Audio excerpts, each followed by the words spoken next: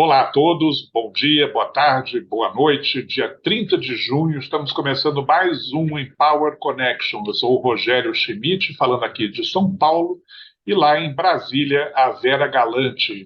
Oi, Vera, boa tarde, bom dia, boa noite, tudo bem? Bom dia, boa tarde, boa noite, olá a todos. Tudo bem, Rogério? E um bom dia ou noite para quem está nos acompanhando também. É, bom, vamos lá. Não se esqueçam, né, de se inscrever no canal, mandarem likes, ativarem as notificações. Vera, a gente está passando aí por um período aí de festas juninas, né? Esse final de junho foi um período meio de desmobilização Foi, política, né? O foi. Lula viajou, o Arthur Lira viajou, o Rodrigo Pacheco viajou. Então, o noticiário deu uma quedazinha nessas últimas semanas, mas vai retomar a partir da semana que vem, porque vão ser 2 semanas aí de trabalho intenso, né, no meio político. Mas nós Isso. vamos começar falando sobre o ex-presidente Bolsonaro, né? Nós estamos gravando aqui o programa na sexta-feira, por volta do meio-dia, e ainda não sabemos o resultado final do julgamento do TSE da inelegibilidade do ex-presidente, mas estamos partindo da premissa, como todo mundo está já fazendo a mesma coisa, né, de que o Bolsonaro será declarado inelegível, não é, Vera? Uhum. É. Mesmo que ele receba, vamos ver, 3 votos a favor dele, já temos um a favor dele. Se forem mais dois, o que a gente acha que não acontecerá, ele ainda assim se tornará inelegível, porque a maioria dos 7 seriam os 4, né? Então ele não 4 a favor da inegibilidade. Então deve ser esse o placar, inelegível. É, o voto de Cássio Nunes Marques quase certamente vai ser a favor da elegibilidade do ex-presidente, e os outros, possivelmente, quase certamente, a gente não pode também, tudo é possível, cravar que todos vão ser contra. Uhum. Mas tudo indica que sim. É, Mas é o que tem movimentado, né? nesse momento o placar está 3-1 contra o Bolsonaro, enquanto a gente está gravando, faltando então 3 votos ainda, e possivelmente, se acontecer o que se espera, o placar ficaria 5-2, né, contra o É, é. Bolsonaro, e ele ficaria inelegível durante 8 anos, Uhum. ou seja, ele não poderia participar das eleições municipais do ano que vem, da eleição presidencial de 2026, enfim, e até das outras eleições ainda, né? Então, continuaria atuando, imagino eu, né, politicamente, né, como um líder aí desse segmento mais à direita do eleitorado, mas não poderia disputar nenhum cargo, né? A Uhum. menos que lá na frente o próprio TSE ou o STF Ou o STF, porque reverta essa decisão, né? a promessa de recorrer ao STF. Agora, o ex-presidente Bolsonaro está num inferno astral, aí, vamos dizer. Hoje foi declarada a viagem dele para os Estados Unidos no final como uma viagem particular. Ou seja, ele possivelmente terá que ressarcir os cofres públicos pela viagem de ida dele, não só o avião, mas os assessores que não teriam direito de viajar sob as custas, as expensas do pagante, né? do Do taxpayer, contribuinte, né? contribuinte. Então, assim, vamos ver como é que vai ficar essa história também, coitado. Eu estou até com pena, porque tem muita coisa contra ele agora, não é? E a gente não falou, mas podemos também mencionar, en passant, a CPI do 8 de janeiro, né, no CPMI, no Congresso, que está trabalhando aí, enfim. Acho que semana que vem tem o depoimento daquele assessor, me foge o nome dele também, né, que foi preso lá com o celular do Bolsonaro, o Cid, né? Como é que é? Cid, Mauro Cid. Ele está depondo hoje. Agora, eu já não sei se é na CPMI ou na CPI dos atos golpistas de Brasília, da Assembleia Legislativa de Brasília, um dos dois. Mas, mesmo assim, ele está agora, é a bomba relógio, porque ele tem todas as informações. Ele vai falar? Em breve, cenas dos próximos capítulos, né, Vera? Pois é, o Anderson Torres já começou a falar, né? Mas, enfim. Hoje também é o último programa do mês de junho, então eu queria fazer rapidamente um balanço aí das pesquisas de opinião pública que saíram agora nesse mês, foram 4 pesquisas, e aí fazendo aquela média que eu gosto de fazer entre todos os institutos, né? Quando eles perguntam sobre a aprovação do presidente Lula, na média ele está com 53% de aprovação e 41% de desaprovação. Ainda uma situação ainda bastante polarizada do eleitorado, né? Sim, sim. Mas sem grandes novidades em relação aos meses anteriores. Quando se pergunta sobre a avaliação do governo, aí você tem 38% de ótimo e bom, 30% de regular e 28% de ruim e péssimo. Então é quase uma divisão um terço, um terço, um terço. Né? Mas é isso, esse é o quadro atual da opinião pública. Na verdade, ao longo do ano, assim, não teve nem grandes melhoras, nem grandes pioras. É mais ou menos a situação, a mesma situação desde a posse do presidente Lula. Né? Certo. Agora, o presidente também não ajuda na popularidade dele. Ele tem arroubos retóricos um tanto complicados. Por exemplo, ele está na reunião do Foro de São Paulo, aqui em Brasília, foi transferido, onde ele falou que ele se orgulha da pecha de comunista e também relativizou a democracia, isso tudo para justificar a proximidade dele com Maduro.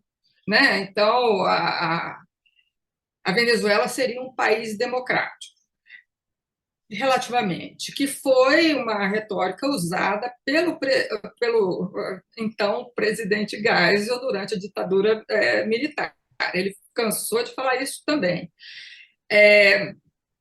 Já Simone Tebet hoje já deu uma declaração dizendo que a Venezuela não tem um governo democrático. Então, conforme a audiência, ele fala o que a audiência quer ouvir. Isso fica muito patente ao eleitor, que fala, bom, mas peraí, eu não votei nele para isso. Outro votou nele para isso, mas então, fica um terço, um terço, um terço. Ele não chega a afirmar a posição. Né? O que eu tenho falado sempre aqui é uma no cravo, outra na ferradura. Ele não assume a posição. Ô Vera, a gente não chegamos nem a combinar nada, mas eu vi agora há pouco uma notícia sobre a provável vinda do presidente Joe Biden à América Latina, uma viagem que ele faria no segundo semestre, e que aparentemente não está previsto que ele passe pelo Brasil também. Né? Você acha que isso pode ser também aí tá relacionado a essas declarações do Lula? Não só essas, eu acho que o Lula, voltando ao cravo e à ferradura, ele foi aos Estados Unidos logo que tomou posse por causa do apoio que ele recebeu dos Estados Unidos. Vamos dizer que os Estados Unidos foram fundamentais em garantir uma eleição e a aceitação do resultado da eleição. Durante o finalzinho do governo do ex-presidente Bolsonaro, comitivas importantes atrás de comitivas importantes vieram ao Brasil com o mesmo recado.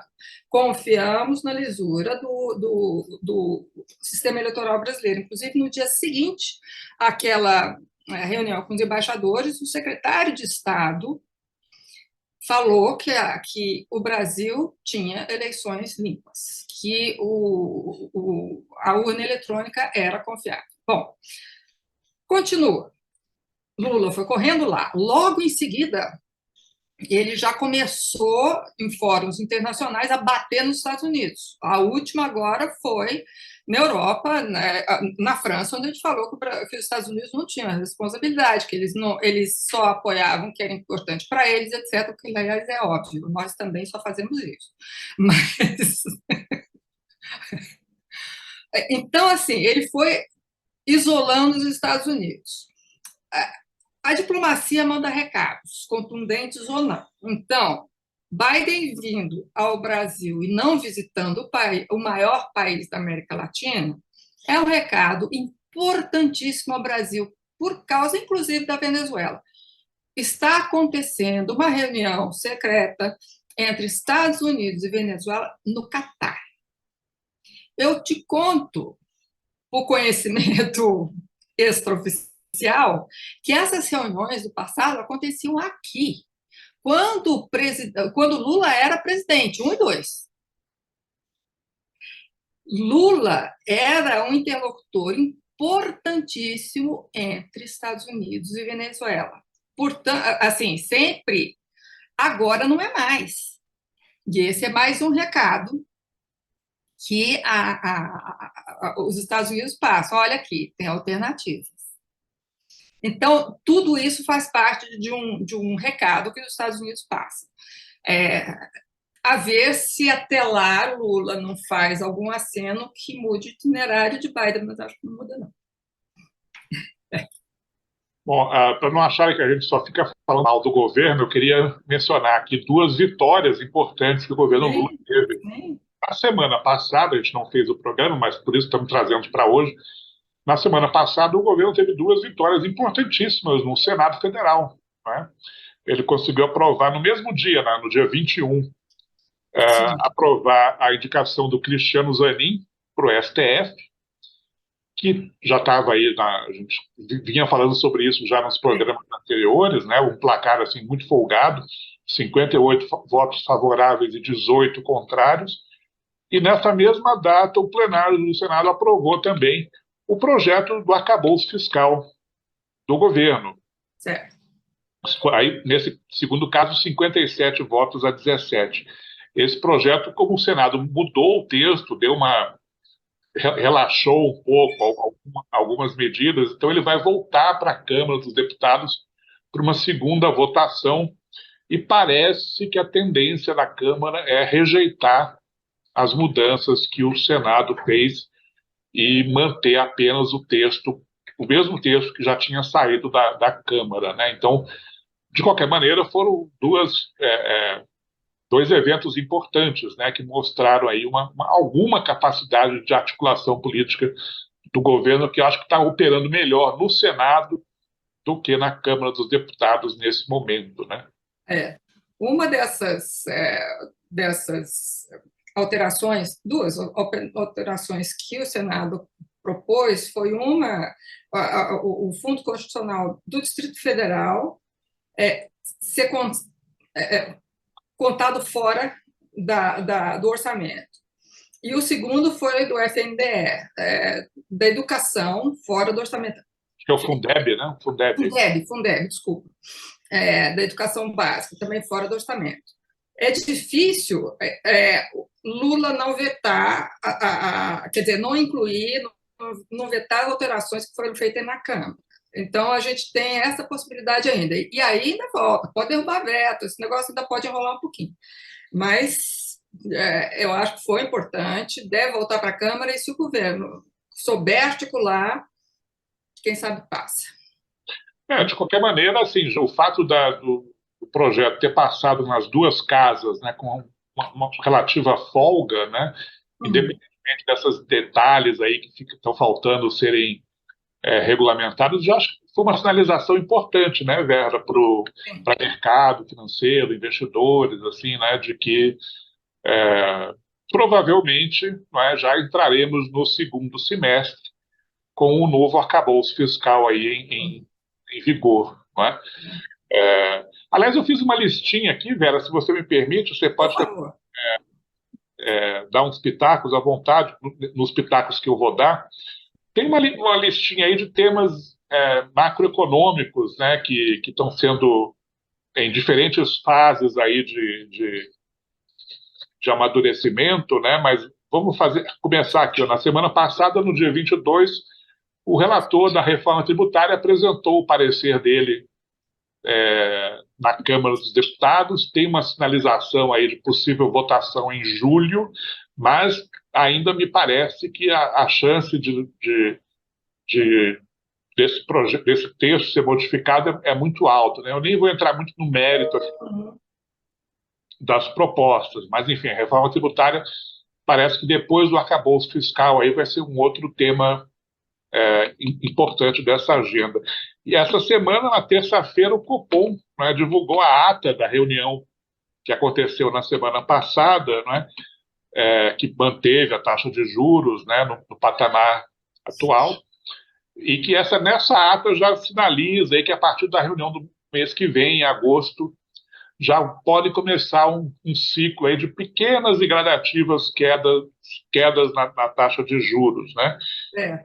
E ontem o Conselho Monetário Nacional também se reuniu, que é o presidente do Banco Central, o ministro da Fazenda e o ministro do Planejamento, mantiveram a meta de inflação em 3% para os próximos anos, mas fizeram uma mudança interessante aí, que a partir de 2024 a meta de inflação vai ser calculada não pelo ano calendário, mas a chamada meta contínua. Não é?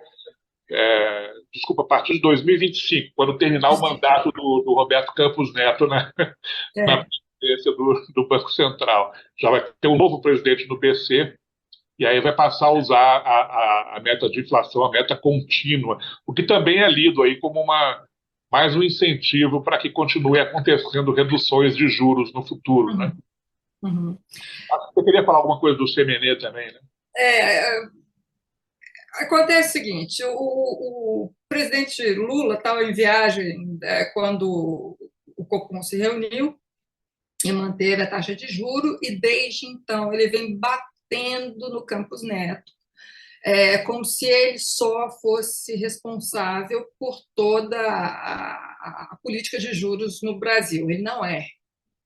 Né? É o Copom, é uma comissão que são diretores do Banco Central que se reúnem, analisam e definem. Pelo que tudo indica, essa última reunião não teve um resultado unânime, porque fala muito na maioria, na ata. E o presidente do Banco Central estava na maioria? Não sei, mas em todo caso, parece que não. Então, vamos ver o que vai acontecer daqui para diante. Ele tem. A gente vê que o cálculo técnico tem prevalecido sobre o político, então, tanto que continua do mesmo tamanho no CMN. Sabe por que é CMN? A sigla seria CMN, mas Conselho Monetário Nacional, mas muita gente fala CMN, né? Porque Você sabe por quê? No Nordeste, né, o M é meio, o N é NE. Você e eu vamos lembrar, talvez nem você. Você lembra do FENEME? Sim, claro. Então isso aí existe, entendeu? Desde ser Fábrica Nacional de Motores, não tinha nada com Fê, a não ser a letra Fê. Então é CMN, tá bom? O CMN continua se reunindo harmonicamente. Isso aí, para nós, para o país, é muito bom, né? Aliás, vale só também mais um item nessa listinha aí de temas macroeconômicos, né? Na semana que vem, na terça-feira, dia 4, está prevista não, agora já está marcada mesmo, a sabatina na Comissão de Assuntos Econômicos do Senado, do Galípolo e do Aquino, os dois novos diretores do Banco Central que foram indicados pelo presidente Lula. Né? Então, se tudo correr como se espera, na própria terça-feira, além da sabatina, já aconteceria também a votação no plenário do Senado. Os dois devem ser aprovados também, com acho que um placar parecido com o Cristiano Zanin, imagino eu. Né? E eles já participariam da próxima reunião do Copom no comecinho de agosto. Tá? É justamente a reunião a partir da qual se espera que os juros comecem a cair, né? De forma gradual. Pois é. Eu vou arriscar um palpite aqui. O próximo presidente do Banco Central, quando terminar o mandato do Campos Neto, vai ser o Galípolo. Mas então, vamos lá. Que era até recentemente o braço direito do ministro Fernando Haddad. Exatamente. Na Fazenda. Né? E só para fechar essa lista, Vera, também na semana que vem pode ser que aconteça a votação no plenário da Câmara de um projeto do governo que restabelece o voto de qualidade no CARF, né, que é o Comissão Isso. Administrativo de Recursos Fiscais.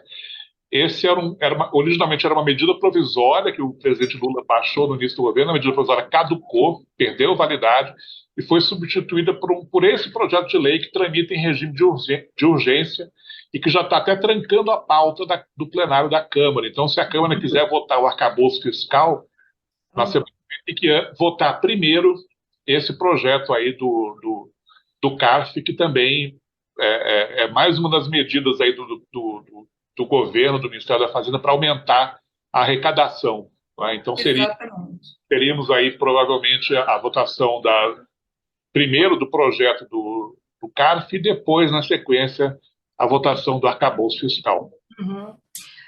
Vamos explicar o que é o voto de qualidade? Eu acho que é importante, Rogério.